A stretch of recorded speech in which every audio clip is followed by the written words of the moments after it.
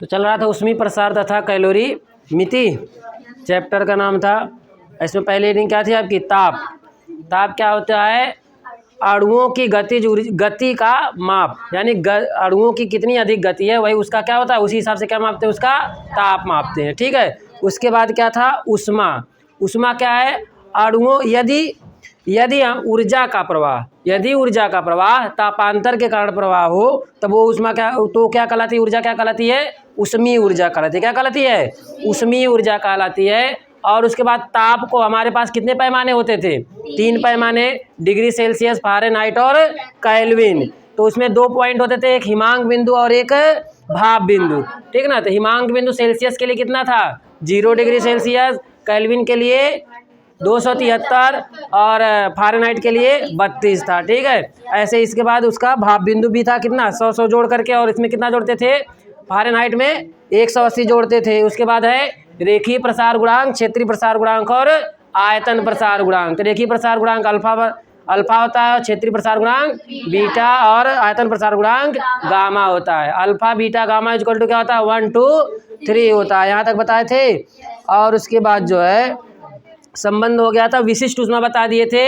एकांक द्रव्यमान की किसी वस्तु का ताप 1 डिग्री सेल्सियस बढ़ाने के लिए आवश्यक ऊष्मा की मात्रा उस पदार्थ की विशिष्ट ऊष्मा कहलाती है। और उसके बाद जो है ऊष्माधारिता, किसी पदार्थ का ताप 1 डिग्री सेल्सियस बढ़ाने के लिए आवश्यक ऊष्मा की मात्रा को उस पदार्थ की ऊष्माधारिता कहते हैं। उसके बाद मोलर विशिष्ट ऊष्मा, किसी पदार्थ के 1 मोल का ताप 1 डिग्री सेल्सियस बढ़ाने के लिए आवश्यक ऊष्मा की मात्रा उस पदार्थ की मोलर विशिष्ट ऊष्मा कहलाती है। और उसके बाद जो है स्थिर दाब पर और स्थिर आयतन पर 2 प्रकार की ऊष्मा बताए थे, सीपी और सीवी। सीपी क्या होता है? स्थिर दाब पर किसी गैस की मोलर विशिष्ट ऊष्मा।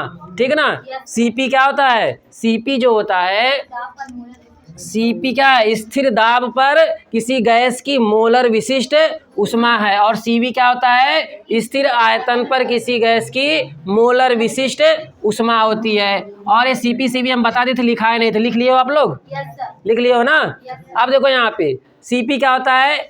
एक किसी गैस के 1 मोल का, ठीक ना, स्थिर दाब पर किसी गैस के 1 मोल का ताप 1 डिग्री सेल्सियस बढ़ाने के लिए आवश्यक ऊष्मा की मात्रा उस गैस की स्थिर दाब पर मोलर विशिष्ट ऊष्मा कहलाती है। और उसके बाद क्या है? सीवी क्या है? किसी गैस के 1 मोल का स्थिर आयतन पर किसी गैस के 1 मोल का ताप 1 डिग्री सेल्सियस बढ़ाने के लिए आवश्यक ऊष्मा की मात्रा स्थिर आयतन पर उस गैस की मोलर विशिष्ट ऊष्मा कहलाती है। यहाँ तक बता दिए थे। तो उसके बाद जो है अवस्था परिवर्तन हेडिंग डालना आप। अवस्था परिवर्तन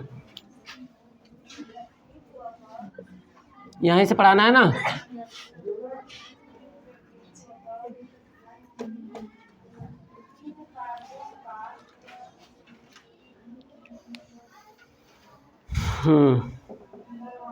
तो जो पदार्थ होते हैं, पदार्थ को हम मूलतः 3 भागों में बांटते हैं, ठोस, द्रव, गैस। एक प्लाज्मा स्थिति आती है, ठीक ना। ठोस, द्रव, गैस और प्लाज्मा, 4 स्थिति होती है पदार्थ की। अब ठोस में क्या, गैस में क्या होते हैं? अणु जो होते हैं, पदार्थ के अणु जो अनियमित गति करते रहते हैं, घूमते रहते हैं काफ़ी दूर, और उनके बीच का आंतरिक अंतराणविक स्थान बहुत अधिक होता है। और द्रव का क्या होता है? अंतराणविक स्थान कुछ कम होता है, यानी कि उनके अणु पास पास होते हैं। और जो ठोस होते हैं उनके बीच अंतराणविक स्थान सबसे कम होता है और ठोस में, ठीक ना। जितना स्थान कम रहेगा, जैसे अंतराणविक स्थान क्या होता है? ये जैसे अणु है गैस के या पदार्थ के, ये इनके बीच की दूरी क्या कहलाती है? अंतराणविक स्थान, ठीक ना। अब ये दूरी ठोस में सबसे कम होती है, द्रव में उससे अधिक और गैस में सबसे अधिक। उसके बाद कौन सी अवस्था कर रहे हैं हम? प्लाज्मा। प्लाज्मा में क्या होता है? जैसे हम जो परमाणु होते हैं, परमाणु इलेक्ट्रॉन प्रोटॉन न्यूट्रॉन से मिलकर बने होते हैं, और न्यूट्रॉन प्रोटॉन कहाँ पे रहते हैं? नाभिक में रहते हैं। यहाँ पे क्या होता है? जैसे यहाँ पे नाभिक हो गया, ये न्यूट्रॉन और प्रोटॉन हो गए, और इसके इलेक्ट्रॉन जो होते हैं ये चारों तरफ नहीं घूमते, स्वतंत्र हो जाते हैं। इतनी ऊष्मा मिल जाती है इसको कि ये इलेक्ट्रॉन क्या होते हैं? स्वतंत्र रूप से घूमते हैं, और इसका नाभिक अलग घूमता है, इलेक्ट्रॉन अलग घूमता है। तो इस अवस्था को हम क्या कहते हैं? प्लाज्मा अवस्था। क्या कहते हैं? प्लाज्मा अवस्था। यानी जो परमाणु होते हैं ये आयनिक अवस्था में घूमते हैं, तो ये अवस्था कौन सी कहलाती है? प्लाज्मा अवस्था कहलाती है। तो ये 4 अवस्थाएं होती हैं किसी पदार्थ की। अब अवस्था में परिवर्तन क्या होता है? जैसे हम ठोस से द्रव में बदल दें, द्रव से गैस में बदल दें, गैस से ठोस में बदल दें, तो ये क्या कहलाती है? अवस्था परिवर्तन कहलाती है। समझ में आई बात ना? तो किसी पदार्थ की अवस्था परिवर्तन क्या है? एक अवस्था से दूसरी अवस्था में जाना क्या कहलाता है? अवस्था परिवर्तन कहलाता है। अब जैसे मान लो बर्फ है, बर्फ को हम गर्म किए तो क्या बन गया? वो द्रव बन गया, और फिर द्रव को गर्म किए तो क्या बन गई? वो गैस बन गई। यानी एक ही पदार्थ को हम तीनों अवस्था में बदल दिए, ठोस, द्रव, गैस, और ठोस से द्रव में बदला तो एक अवस्था परिवर्तन, द्रव से गैस में बदला दूसरी अवस्था परिवर्तन। ठीक है, ऐसे अलग अलग पदार्थों को भी हम क्या कर सकते हैं? उसकी अवस्था परिवर्तन कर सकते हैं। तो प्लाज्मा में उसका जो अगर हम टेम्परेचर, जैसे अगर बहुत हाई टेम्परेचर पर अगर वो प्लाज्मा स्थिति में है तो टेम्परेचर या वहाँ पे विद्युत क्षेत्र, चुंबकीय क्षेत्र के कारण भी वो, जैसे वैद्युत क्षेत्र भी होता है ना, तो वैद्युत क्षेत्र भी क्या कर सकता है? इलेक्ट्रॉनों को हटा सकता है। तो बहुत प्रबल वैद्युत क्षेत्र है या मान लो बहुत अधिक टेम्परेचर है, तो उसको प्रभाव को अगर हम ख़त्म कर दें तो अपनी दूसरी अवस्था में, अपनी मूल अवस्था में वो आ सकता है। समझ में आई बात ना? ठीक है। अब जैसे इलेक्ट्रॉन क्या होते हैं? आवेशित होते हैं। अब बहुत प्रबल वैद्युत क्षेत्र यहाँ पे लगा दें तो ये इलेक्ट्रॉन क्या हो जाएंगे? घिंच करके चले जाएंगे वैद्युत क्षेत्र की तरफ। समझ में आई बात ना? तो ये क्या हो सकते हैं? अलग हो सकते हैं, मुक्त हो सकते हैं। तो ये कौन सी अवस्था हो जाएगी? प्लाज्मा अवस्था। और इस वैद्युत क्षेत्र को हम हटा दें तो फिर क्या हो जाएगी? वो अपनी मूल अवस्था में आ जाएगा। ठीक ना? तो ठोस, द्रव, गैस की परिवर्तन ये क्या होती है? अवस्था परिवर्तन। तो हेडिंग डाल दिया अवस्था परिवर्तन। तो लिखना कि पदार्थ की 4 भौतिक अवस्थाएं, पदार्थ की 4 भौतिक अवस्थाएं क्रमशः, पदार्थ की 4 भौतिक अवस्थाएं क्रमशः ठोस, द्रव, गैस, ठोस, द्रव, गैस व प्लाज्मा होती है।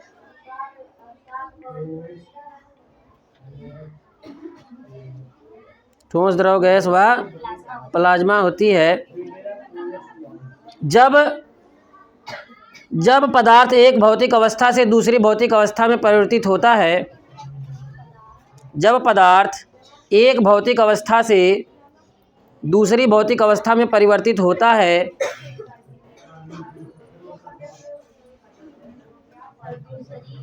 भौतिक अवस्था में परिवर्तित होता है, तो इस अवस्था को अवस्था परिवर्तन कहते हैं।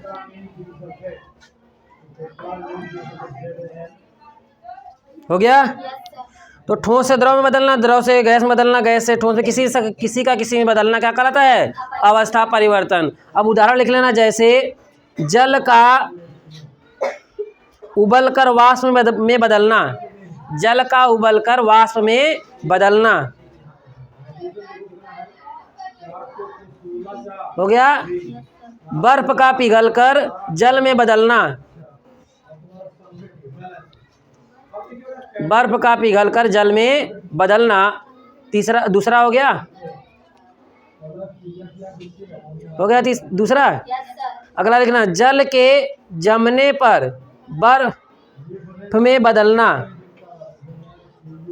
जल के जमने पर बर्फ में बदलना आदि अवस्था परिवर्तन के उदाहरण हैं।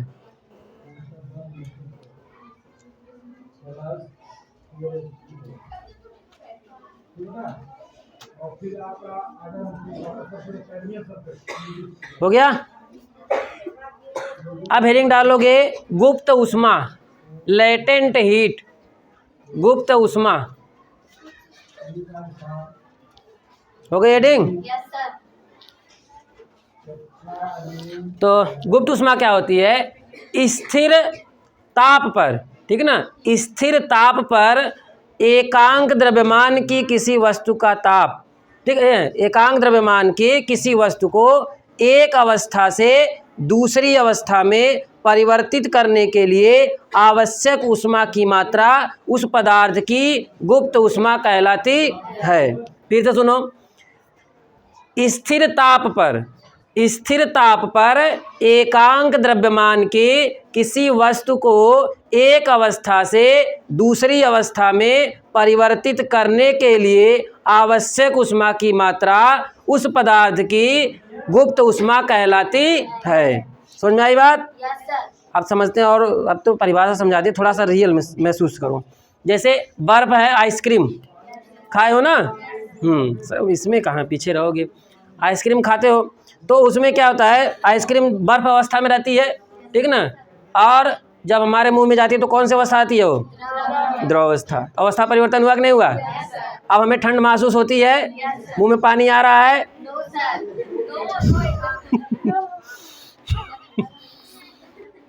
अब देखो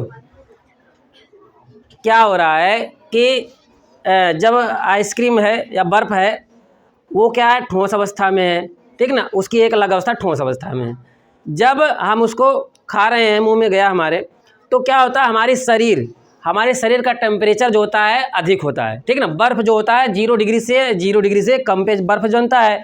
अब हमारे शरीर का ताप लगभग 37 डिग्री सेल्सियस के आसपास रहता है, ठीक है, यानी हमारे शरीर का टेम्परेचर अधिक रहता है।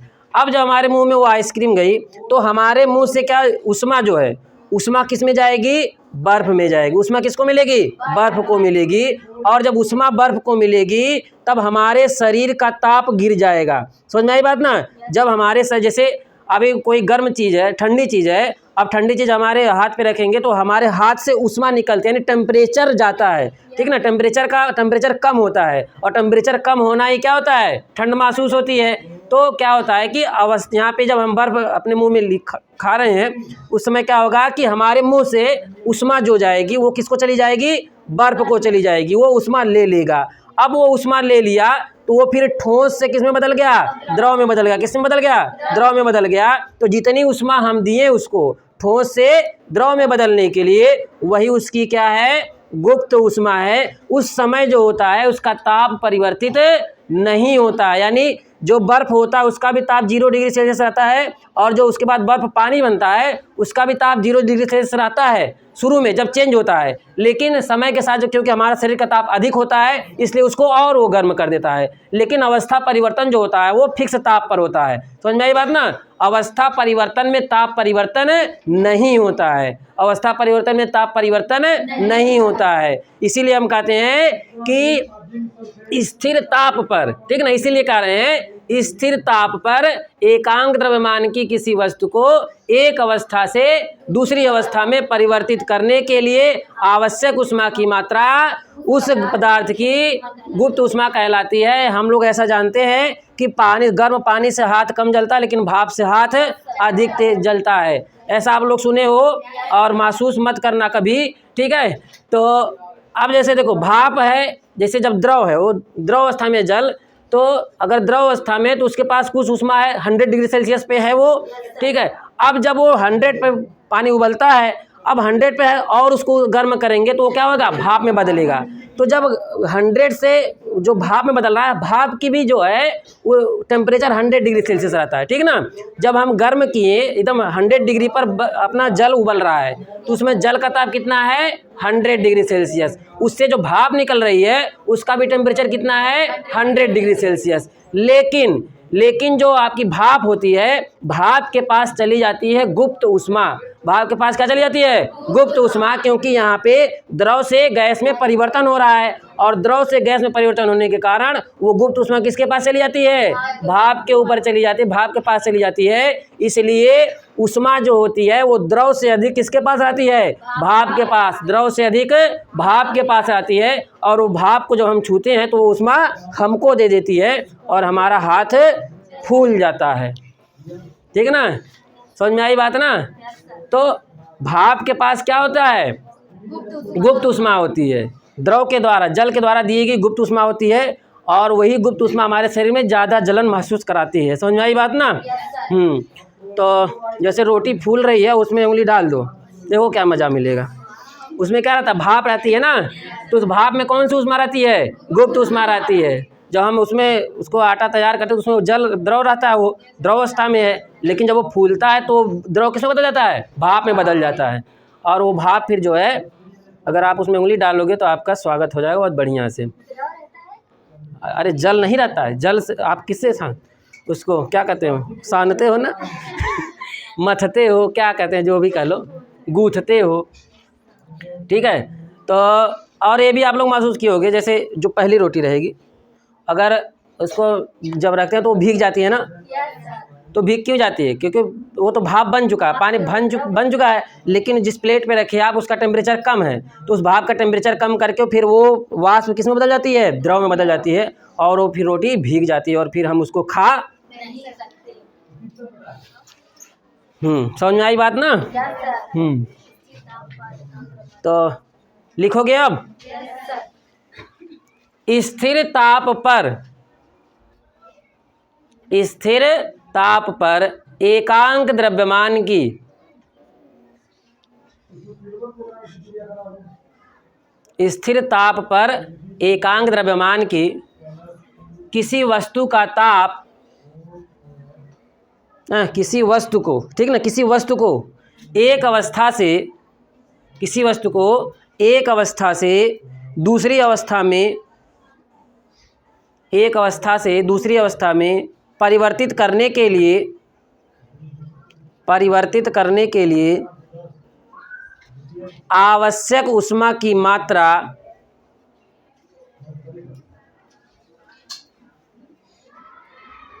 उस पदार्थ की गुप्त ऊष्मा कहलाती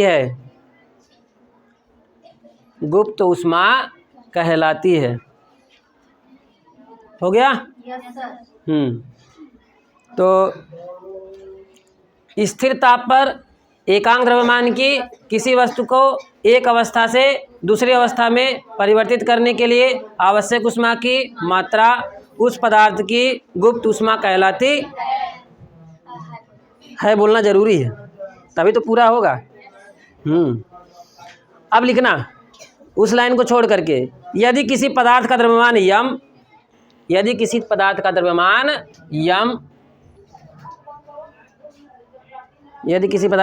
यम तथा गुप्त ऊष्मा L, कैपिटल L लिखना, गुप्त ऊष्मा L है तो अवस्था परिवर्तन के लिए दी गई अथवा ली गई ऊष्मा Q इक्वल टू होता है यम यल। Q इक्वल टू यम यल। यम क्या है? उस पदार्थ का द्रव्यमान है, और यल क्या है? Latent heat. क्या है? लेटेंट हीट है। और Q क्या है? ऊष्मा है।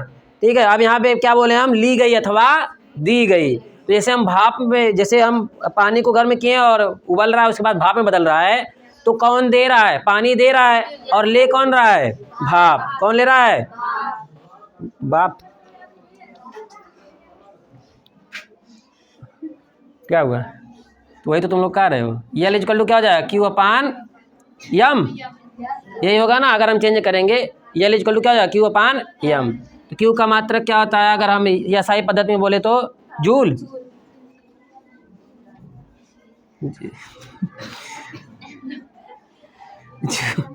जूल प्रति क्या हो जाएगा? किलोग्राम। ठीक है, और अगर हम जो है CGS में बोलें तो कैलोरी प्रति ग्राम, और MKS में बोले तो किलो कैलोरी प्रति किलोग्राम। ठीक है ना? ये किस में है? SI, और ये किस में है? CGS, और ये किस में है?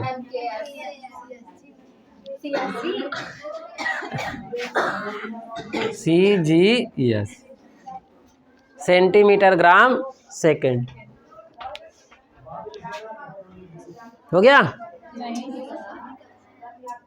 अभी कहाँ से हो गया? गलन की गुप्त ऊष्मा।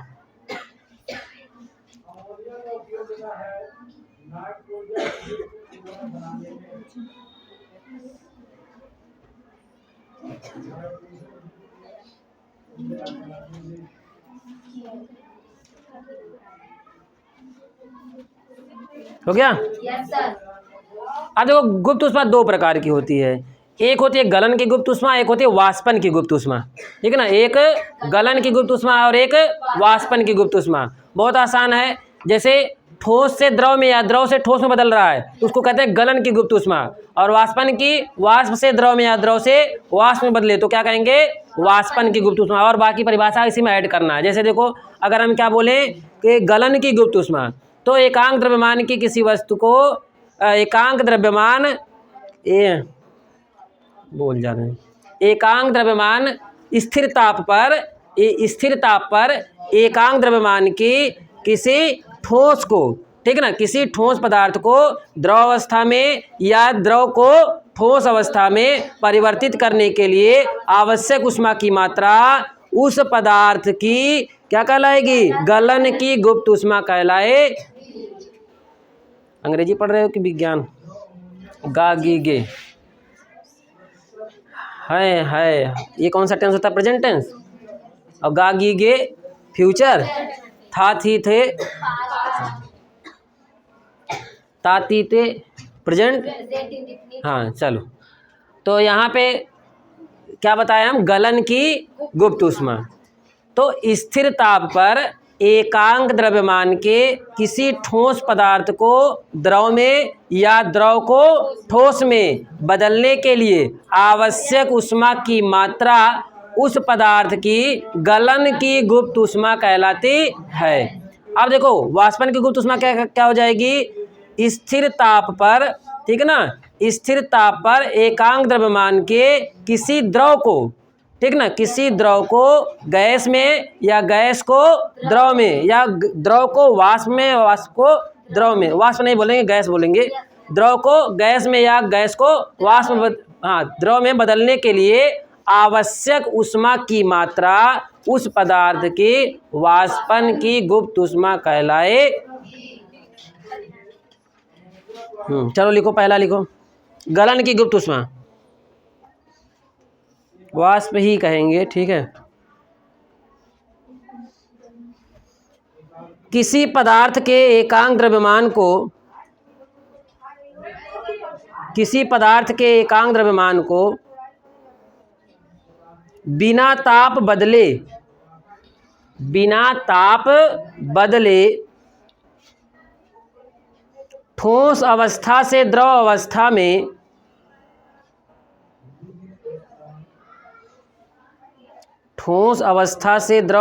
में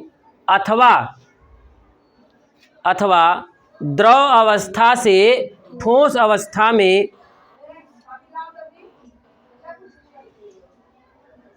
बदलने के लिए आवश्यक ऊष्मा की मात्रा उस पदार्थ की गलन की गुप्त ऊष्मा कहलाती है।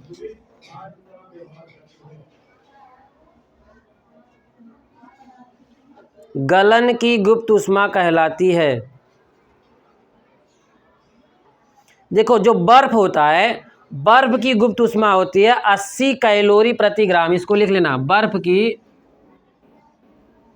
80 कैलोरी प्रति ग्राम, ठीक है। और इसको हम कह सकते हैं, अगर एसआई में 336 जूल प्रति किलोग्राम, 336 जूल प्रति किलोग्राम, ठीक है। ये आपकी क्या होती है, बर्फ के गलन की गुप्त ऊष्मा। ये याद भी कर लेना, ये सवाल में आता है, ठीक है ना, जरूरत पड़ती है इसकी। यल का मान है ये, यल इक्वल टू 18 किसके लिए है, बर्फ के लिए, ठीक है।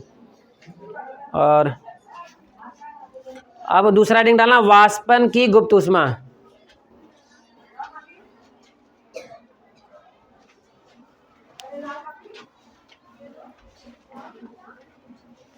स्थिर ताप पर किसी पदार्थ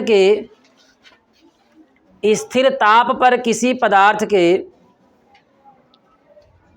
एकांक द्रव्यमान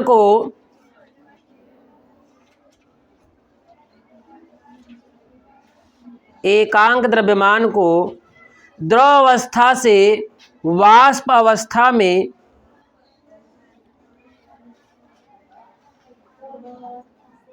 वाष्प अवस्था में अथवा वाष्प अवस्था से द्रव अवस्था में बदलने के लिए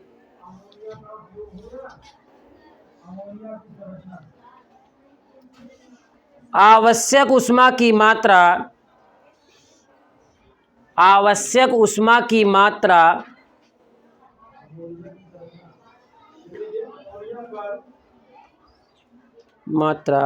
वाष्प की गुप्त ऊष्मा कहलाती है।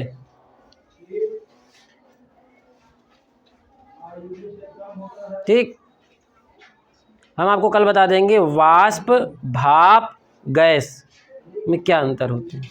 ठीक है, कल बता देंगे, ठीक रहेगा। वाष्प, भाप और गैस हो गया। मतलब द्रव को वाष्प में या वाष्प को द्रव में बदलने के लिए आवश्यक ऊष्मा की मात्रा क्या कहलाती है? वाष्प की गुप्त ऊष्मा कहलाती है। और जब चाहे आपकी गुप्त ऊष्मा क्या होती है? एक स्थिर ताप पर होती है। वह गुप्त ऊष्मा किस पे होती है? स्थिर ताप पर। यानी कि जब अवस्था परिवर्तन होता है उस समय ताप नहीं बदलता। अवस्था परिवर्तन होता है, ताप नहीं बदलता। ये आपको याद रख लेना है, बहुत सवाल पूछ देता है ऐसा। ठीक है, तो इसका जो है बर्फ के लिए जो है गुप्त ऊष्मा होती है 530 कैलोरी प्रति ग्राम। लिख लेना, 530 कैलोरी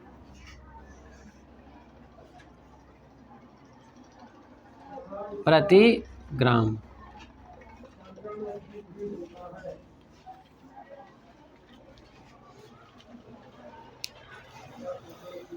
हो गया। तो गुप्त ऊष्मा समझ में आ गई। गुप्त ऊष्मा कितने प्रकार की? 2 प्रकार की। पहली क्या है? गलन की गुप्त ऊष्मा, उसके बाद वाष्पन की गुप्त ऊष्मा। गलन की गुप्त ऊष्मा में क्या होता है? ठोस से द्रव या द्रव से ठोस। और आपके वाष्पन की गुप्त ऊष्मा द्रव से वाष्प या वाष्प से द्रव। और दोनों स्थिर ताप पर होते हैं, दोनों स्थिर ताप पर होते हैं। और द्रव्यमान कितना लेते हैं? एकांक। द्रव्यमान कितना लेते हैं? एकांक लेते हैं। और आपके जल के गलन की गुप्त ऊष्मा कितनी होती है? आपके कितना बताए थे? 80 कैलोरी प्रति ग्राम। और वाष्पन की गुप्त ऊष्मा क्या होती है? 530 कैलोरी प्रति ग्राम होती है। देखो इसका ये आपकी ये वाली अधिक है। ठीक है, अब हो गया ये। अब इसके बाद हेडिंग डालना कैलोरी मिति का सिद्धांत। कैलोरी मिति का सिद्धांत।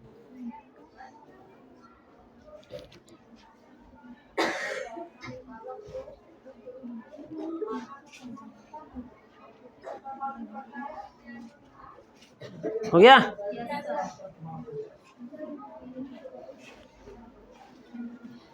बहुत बड़ी चीज़ नहीं है, बहुत आसान है, ये आप लोग सब जानते हो।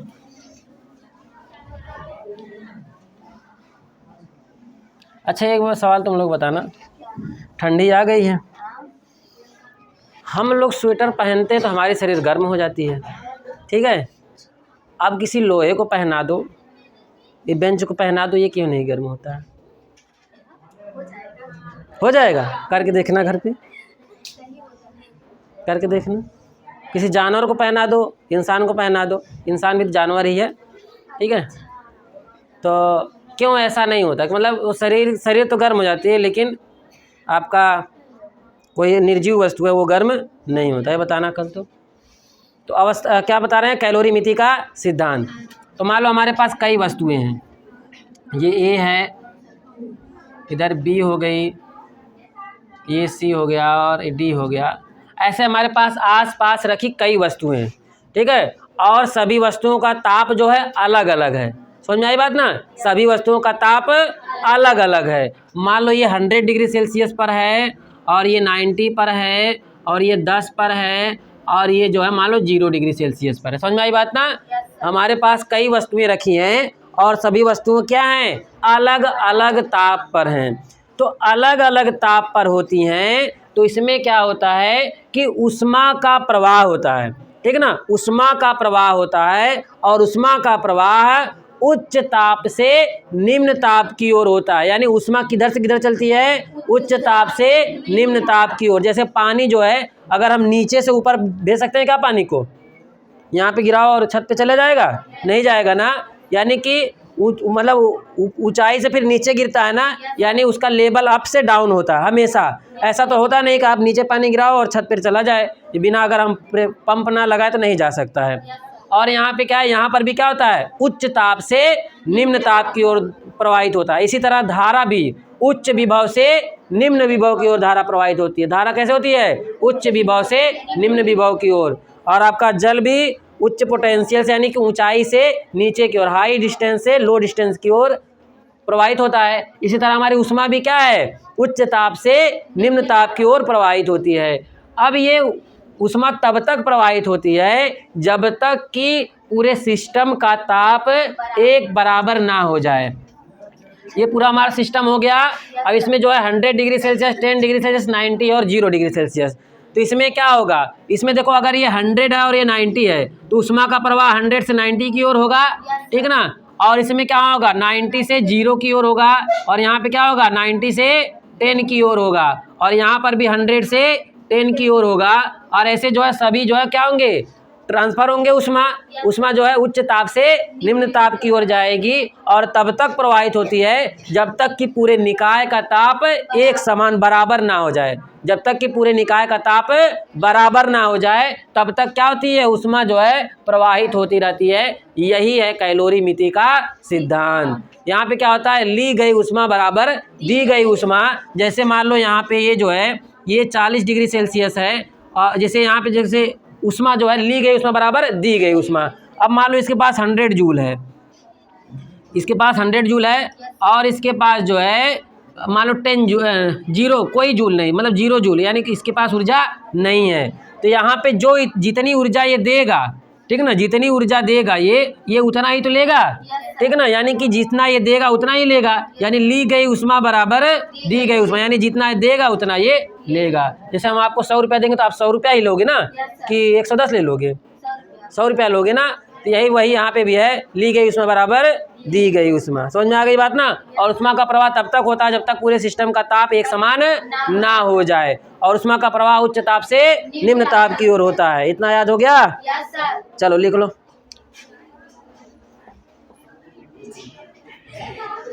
₹100। चलो, जब भिन्न भिन्न ताप पर दो वस्तुएं एक दूसरे के संपर्क में लाई जाती हैं, जब भिन्न भिन्न ताप पर दो वस्तुएं एक दूसरे के संपर्क में लाई जाती हैं अथवा मिश्रित की जाती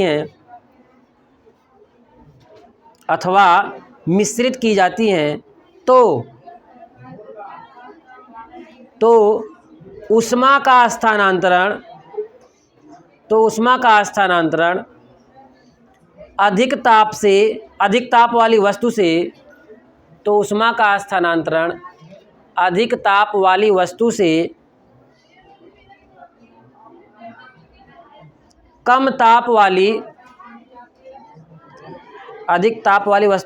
कम ताप वाली वस्तु की ओर होता है, और यह प्रक्रिया तब तक चलती है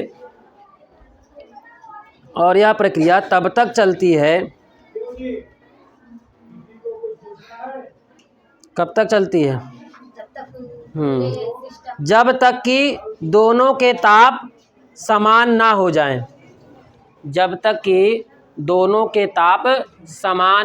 जाएं। यहाँ पे लिख लोगे दी गई उष्मा बराबर ली गई उष्मा, जब तक कि दोनों का ताप समान ना हो जाए। यहाँ पे दो ही वस्तु लिए हैं इसलिए दो ही बोल रहे हैं, दो से अधिक भी ले सकते हो।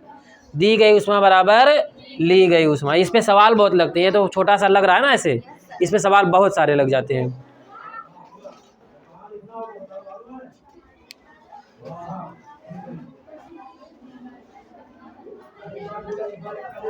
हो गया। आप हेडिंग डालोगे प्रावस्था आरेख, प्रावस्था आरेख।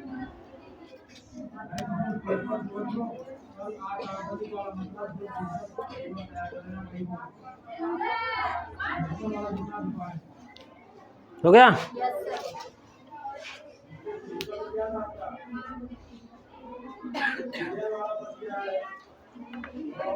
देखो प्रावस्था आरेख क्या है, जब हम कोई ग्राफ या आरेख खींचें और ताप और दाब के बीच खींचें, किसके किसके बीच में, ताप और दाब के बीच में आरेख खींचें, तो वो आरेख जो बनता है उसको हम कहते हैं प्रावस्था आरेख। किसके किसके बीच में, ताप और दाब के बीच में, किसके किसके बीच में, ताप और दाब के बीच में जो आरेख खींचते हैं उसे क्या कहते हैं, प्रावस्था आरेख। प्रावस्था आरेख पर एक ऐसा बिंदु होता है जिस पे कोई भी पदार्थ तीनों अवस्थाओं में मौजूद होता है। प्रावस्था आरेख पर एक ऐसा बिंदु होता है जिस पर कोई पदार्थ ठोस, द्रव, गैस तीनों अवस्था में मौजूद रह सकता है। उस बिंदु को हम कहते हैं त्रिक बिंदु। क्या कहते हैं, त्रिक बिंदु कहते हैं। किस पर होता है वो, प्रावस्था आरेख पर। किस पर होता है, प्रावस्था आरेख पर होता है।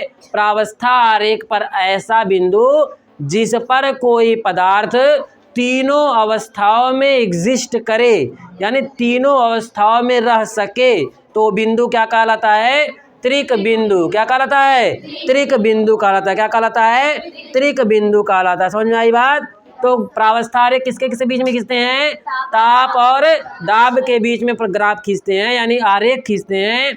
और उस आरेख पर एक ऐसा बिंदु पाया जाता है जहाँ पर वो पदार्थ ठोस, द्रव, गैस तीनों अवस्था में पाया जाता है, तो उस बिंदु को हम क्या कहते हैं, त्रिक बिंदु। क्या कहते हैं, त्रिक बिंदु। त्रिक मतलब तीन, ठोस, द्रव, गैस तीनों पाए जाते हैं, तो उसको क्या कहते हैं, हम त्रिक बिंदु कहते हैं। समझ में आ गई बात? तो प्रावस्था आरेख किसके किसके बीच में खींचते हैं, किसके किसके बीच में, त्रिक बिंदु कहाँ पे पाया जाता है, त्रिक बिंदु कहाँ पाया जाता है, कहाँ पाया जाता है, प्रावस्था आरेख पर। उसमें क्या होता है, त्रिक बिंदु पर क्या होता है, कोई पदार्थ तीनों अवस्थाओं में पाया जा सकता है, कोई पदार्थ तीनों अवस्थाओं में पाया जा सकता है। उस बिंदु को क्या कहते हैं, क्या कहते हैं, कहाँ पाया जाता है, कहाँ पर, प्रावस्था आरेख किनके किनके बीच में खींचते हैं, ताप और दाब के बीच में। प्रावस्था आरेख पर क्या पाया जाता है, और त्रिक बिंदु पर पदार्थ की। समझ में आ गई बात? याद हो गया? बहुत अच्छी। बहुत कठिन है, इतना कठिन है ना, पकड़ पा जाए तो मार डालें उसको। चलो लिखना, किसी पदार्थ के ताप, दाब, किसी पदार्थ के ताप, दाब प्रावस्था आरेख में, किसी पदार्थ के ताप, दाब प्रावस्था आरेख में वह बिंदु जिसके संगत, जिसके संगत दाब तथा ताप पर, जिसके संगत दाब तथा ताप पर पदार्थ एक साथ ठोस, द्रव व गैस तीनों प्रावस्थाओं में रह सकता है, उस पदार्थ का त्रिक बिंदु कहलाता है, उस पदार्थ का त्रिक बिंदु कहलाता है। तथा किसी पदार्थ के ताप व दाब के बीच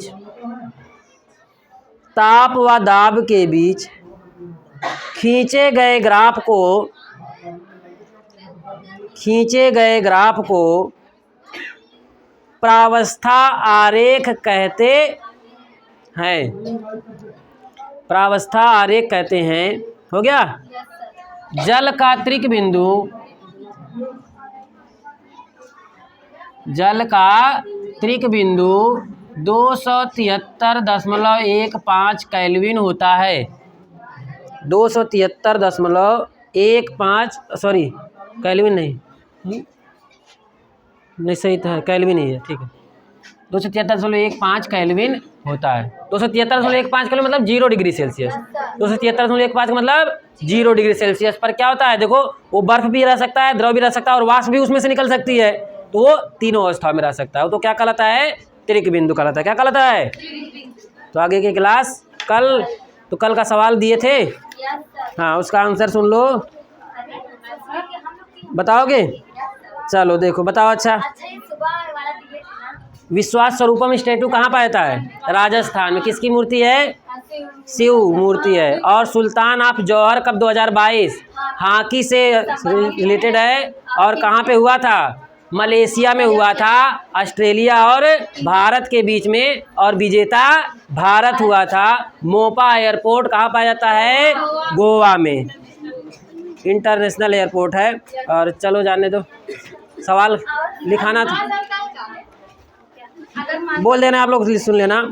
क्यूएस वर्ल्ड यूनिवर्सिटी रैंकिंग में कौन सा यूनिवर्सिटी है? सुन लेना, वो तो सवाल